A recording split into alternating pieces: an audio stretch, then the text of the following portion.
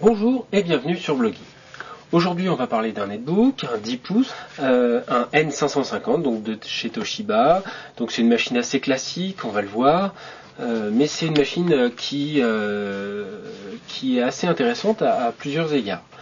Il s'agit ici d'un prototype, donc c'est pas une version finale, mais elle est finie. Ce prototype est vraiment très bien construit, donc je pense que c'est vraiment l'équivalent de ce qui sortira dans le commerce. Alors on commence par une couverture assez difficile à décrire, elle est avec un léger relief, mais surtout on a une impression de douceur, c'est comme une espèce de duvet en façade, donc je pense que c'est une sorte de peinture, c'est du coup très agréable à manipuler, et ça prend pas les traces de doigts, donc c'est vraiment assez positif. On a à ce niveau-là une belle texture de la part de Toshiba.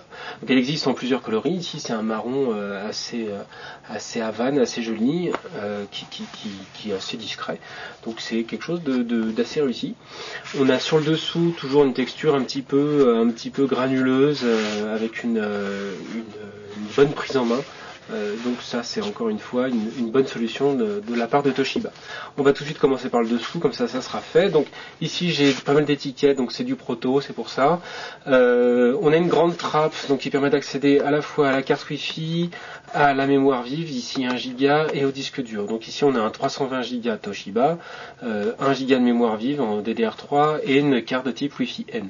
Donc ça je peux pas y toucher à cause des étiquettes, mais a priori donc tout ça, il y a deux petites vis ici et là, et on peut accéder à l'ensemble des composants. Donc ça c'est plutôt une très bonne chose. Ici on a un premier emplacement donc qui est pour en fait un caisson de basse qui est intégré en dessous de la machine. Donc évidemment ça ne sera pas du caisson de basse de hi-fi, hein, mais on a une solution de son qu'on va voir un petit peu évoluer sur l'engin. Enfin ici une batterie 6 cellules, alors vous voyez elle est très bien intégrée. Donc c'est une 6 cellules qui ne dépasse pas, comme sur les machines précédentes de la marque, qui ne dépasse pas trop en arrière ou trop sur le dessous. Ici on a une très belle intégration de la batterie. On verra tout ça plus en détail plus tard, mais ici donc a priori c'est une batterie bien intégrée. Je ne peux pas exactement vous indiquer les caractéristiques, elle est fixée à la machine. On va regarder la connectique rapidement. Donc un port anti-vol sur la charnière. Hop, on le voit bien ici. L'alimentation, un port RJ45, un évent d'extraction d'air chaud, port VGA, port USB un peu bas, et enfin tout en bas donc on a le port casque et l'entrée micro. Donc une solution relativement classique pour ce type d'engin.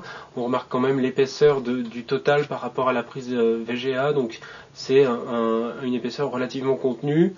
C'est plutôt bien fini, on n'a pas de ports qui paraissent un petit peu en dessous niveau qualité. Côté droit, on a uniquement les deux ports USB 2, donc tout est en USB 2, qui sont eux placés assez haut, donc une bonne solution. Rien en dessous, le lecteur de carte étant en fait placé sous le double bouton du pavé tactile, donc on a un lecteur de carte SDHC tout à fait classique.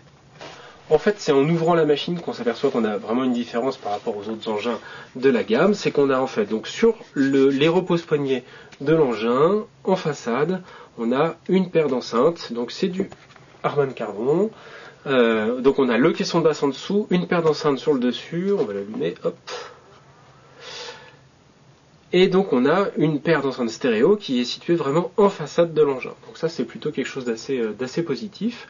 D'assez novateur aussi par rapport à ce qu'on a pu voir jusqu'ici. On a vu les enceintes sur les côtés, on a vu les enceintes sur le dessous, et on n'avait jamais encore eu ces enceintes vraiment placées sur le repose-poignet. Alors la première question qu'on peut se poser, c'est effectivement repose-poignet plus enceinte, comment ça fonctionne si on a les mains sur la machine. Donc c'est pas forcément la meilleure solution, mais on le verra, on a quand même un meilleur son que dans une solution en dessous du châssis bas. Il y a aussi le fait que si on veut regarder une vidéo ou écouter une web radio ou de la musique, des MP3, cette solution-là elle fonctionne relativement bien. Pour le reste, c'est assez classique. On a un écran donc 10 pouces, 1024 par 600 brillant. Alors, on entend bien le son. Une webcam, ici 1,3 mégapixels avec le petit micro. Donc c'est un écran qui est un petit peu, je trouve, perdu dans une bordure assez importante, mais enfin c'est très classique par rapport au reste du marché.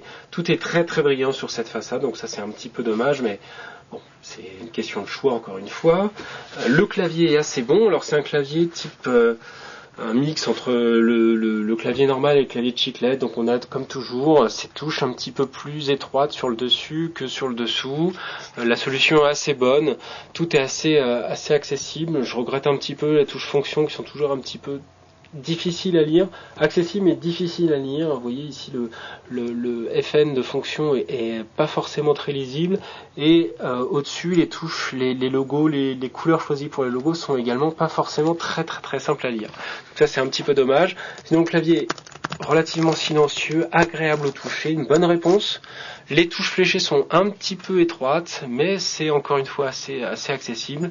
Et il y a des solutions qui ont été trouvées par Toshiba pour rendre tout ça relativement productif. Donc bon clavier dans l'ensemble. Je préférais ceux des séries NB200 personnellement. Un repose-poignet qui est assez profond, donc il va pouvoir fonctionner. Les enceintes, bon, il va falloir gérer un petit peu tout ça, donc c'est quelque chose à voir dans la durée. Et un pavé tactile, par contre, lui, qui est assez large, bien proportionné, assez large, avec des boutons séparés, très accessibles, donc les boutons sont très agréables. Le pavé est légèrement texturé, vous pouvez le voir, il y a un espèce